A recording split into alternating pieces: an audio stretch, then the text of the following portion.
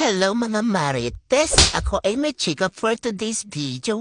Napag-isipan nga ni Daddy na impisin yung aking mga gamit. Tapos nakita niya yung aking mga maliliit ng damit. Ako sana ay matutuwa na kasumala. May naisip na namang kalokohan itong daddy kong magaling. Outfit check daw muna kami ngayong araw. Kaya lang ang susuotin ko ay yung mga pinagliitang kong damit. Wow ha, dapat binalot yun na lang ako sa suman. Ayaw kong man gawin pero wala akong magagaw pa. Kaya ito sa pilitan pa nila sinuot sa akin, Diyos mio.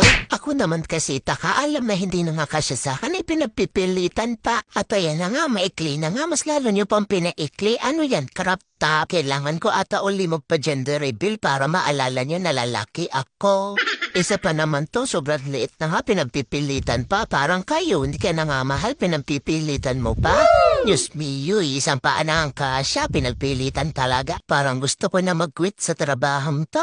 O ito alas na mga kamarites, Diyos ko. Sana ba hindi pa masyado sikip sa akin kaya malam ay short na. As in maikli na siya sa akin. Kaya hindi ko na din siya sinusuot. Anak mong tinapa, ano to albularyong arabo? Mikeni, tugtug to remi. Mikeni, tugtug to remi. Ako hirap singil, ikaw hindi abayad utang.